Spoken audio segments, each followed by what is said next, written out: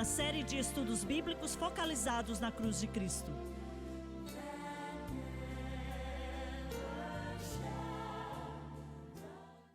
Bem-vindo hoje ao Estudo na Palavra. Eu sou o evangelista Jimmy Swaggart, junto com Laurie Lawson, Bob Cornell, Dave Smith e o Dr. Don Paul Gray. E estamos felizes de estar com você hoje. Eu não vou dizer, vou deixar para lá por um momento, mas, como vocês já sabem, estamos estudando o Espírito Santo. Eu vou fazer algumas observações enquanto começamos hoje. Uma igreja sem o Espírito Santo, na verdade, não é igreja. Não é uma igreja. É um tipo de conglomerado, clube, ou seja o que for. E, veja, sem o Espírito Santo não há vida. Sem o Espírito Santo, há muitas poucas conversões, se existirem, se são enxergadas como aprovadas por Deus. Sem o Espírito Santo, não há nenhuma manifestação do Senhor, porque tudo passa pelo Espírito Santo. Se é de Deus, passa pelo Espírito Santo completamente. Eu temo dizer, e eu não quero ser negativo, mas mesmo que minha declaração é negativa, eu temo dizer, eu oro que eu esteja errado, mas eu acho que não estou. Talvez uma igreja em 1000, uma a cada 1000 igrejas, tem algo parecido do mover e operação do Espírito Santo, e graças a Deus por esta igreja. E eu oro que existam muitas mais.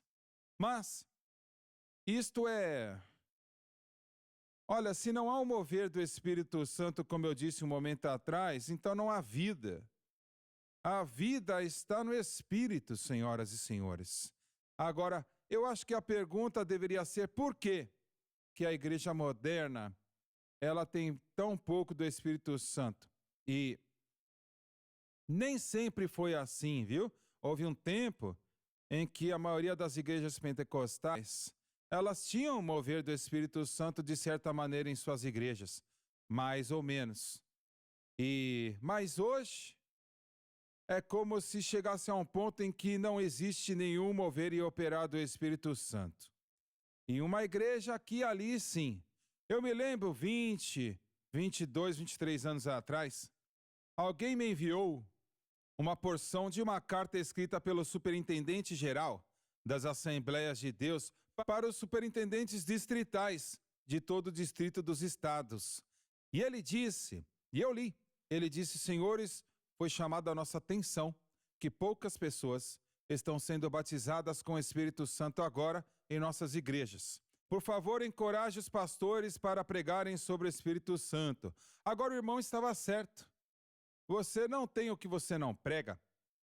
Se nós vamos ter o poder do Espírito Santo, isso tem que ser pregado. E tudo mais. Mas isto foi 20 anos atrás. Se fosse ruim naquela época, imagina agora, é muito pior. Está muito pior agora. E eu temo dizer que existem muitos, espero que esteja errado de novo, muitos nas igrejas pentecostais que nem acreditam mais que o batismo com o Espírito Santo sempre é, e sem falhar, acompanhado, uma pessoa que é batizada com o Espírito Santo, acompanhado pelo orar em línguas, conforme o Espírito Santo aprove que eles falassem. E eu temo que existem alguns que fizeram isto. E outros vão dizer, bem, eu creio que uma pessoa pode ser batizada com o Espírito Santo com línguas ou sem línguas.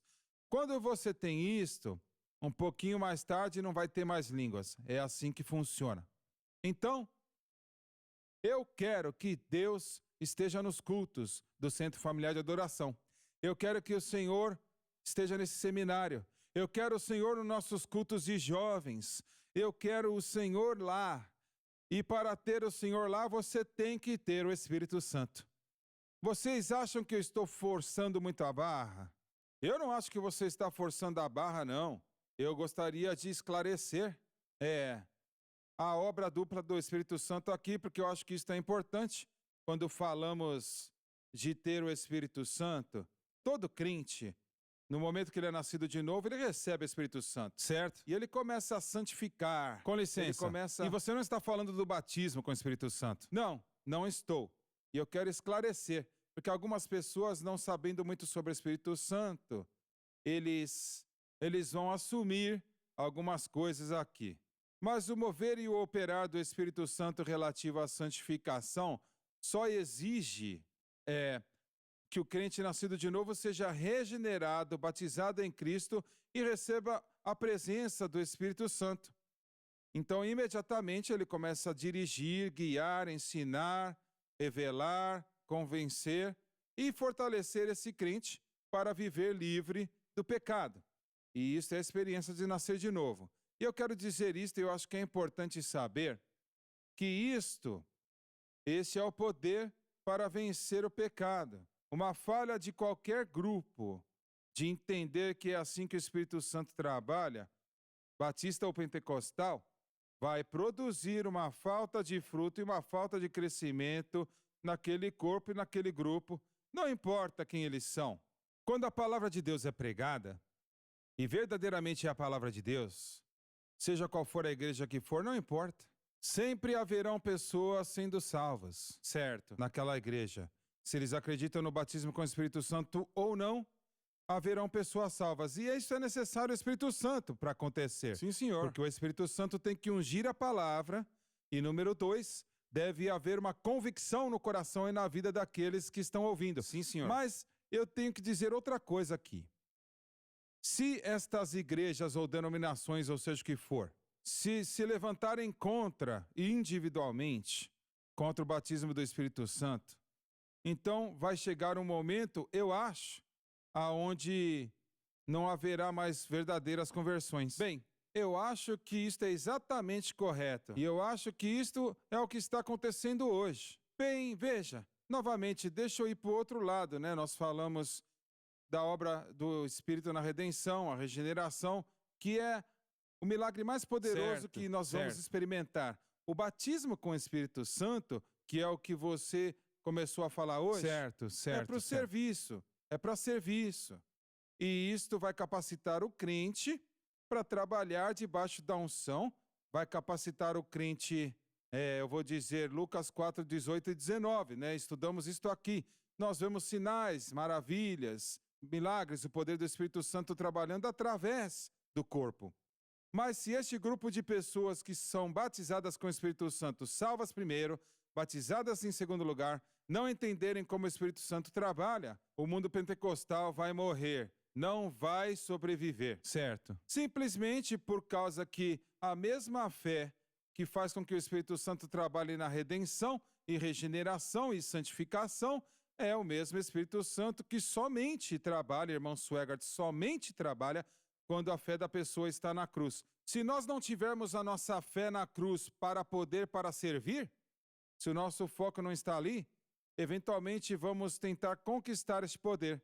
Vamos dizer que temos que jejuar 3 dias antes de ter a unção, precisamos conquistar a unção e você não pode fazer isso. Você não pode, não é assim que Deus trabalha, temos que receber de graça. Então, a regeneração e o batismo com o Espírito Santo, a santificação, a vitória contra o pecado, a salvação, o Espírito Santo só se move pela fé em Cristo e na cruz. E se nós queremos ver um mover contínuo do batismo e dos efeitos do batismo, os resultados dos dons, precisamos manter a nossa fé em Cristo e o que Ele fez por nós, ou este mover que nós vemos agora morrendo no Pentecostes, vai fazer isto mesmo. Dave, você foi criado numa igreja não pentecostal. Estou correto? Correto. E você frequentava fielmente, eu estou certo? Eu frequentei igreja batista, metodista e congregacional. A minha vida toda. Muito bem. Você era salvo nessa época? Não. Você pode olhar para trás e ver se havia uma oportunidade para que as pessoas fossem realmente salvas. Bem, olha, eu já pensei muito sobre isto, porque quando eu tinha 8 ou 9 anos de idade, nós tivemos um pregador que veio e no final daquele culto, ele chamou as pessoas, eu fui para frente. Mas tudo que perguntaram era, Jesus Cristo é o Filho de Deus, você crê nisso? Eu falei, eu creio. Né? Eu tinha estado na igreja minha vida toda, mas nada sobre se arrepender dos pecados, nada sobre aceitar a Jesus Cristo precisando de um Salvador e aceitando Ele como meu Salvador pessoal e Senhor. E não foi até eu ser um adolescente, 8, 9 anos mais tarde, que eu entendi que eu precisava de um Salvador. Eu nunca me lembrei sentindo a convicção, eu nunca lembrei sentindo a presença do Senhor até meus anos de adolescente. Bob, e você? Eu acho que você ia para uma igreja batista quando você era uma criança. Sim, senhor, por bastante tempo. E eu acho que você disse que, onde você estava, eles pregavam a palavra pelo que você sabia. Ah, sim. A igreja que os meus avós, dos dois lados, né? Especialmente do lado da minha mãe, eles eram evangelistas e, você mencionou John R. Rice um tempo atrás, muitas pessoas nem sabem quem ele é, mas o meu avô e os meus avós, eles eram esse tipo de batistas. Independentes? Sim, batistas independentes. Mas os meus avós testemunhavam de Jesus. E as igrejas que nós íamos, é claro que eu não conheço todas as pessoas lá, né? Se eram salvas ou não. Mas com certeza alguns foram salvos. Sei. Olha, os meus avós eram reais. E muitas pessoas na igreja, eu sabia. Sabe, eu cresci com eles, eles eram reais. E eu fui salvo numa igreja assim. Então, esta igreja ainda existe e as pessoas ainda estão sendo salvas nesta igreja? Agora, olha, essas igrejas em particular, eu não sei, porque eu perdi toda a conexão com eles. Certo. Os meus avós dos dois lados já faleceram, então, eu não tenho conexão alguma com essas igrejas, então eu não sei a direção espiritual delas. Certo. Não sei. Bem, eu quero voltar para você no próximo programa, Dr. Gray. Veja, vamos ter um intervalo e eu quero que você diga para os outros sobre o estudo na palavra. Voltaremos daqui a pouco.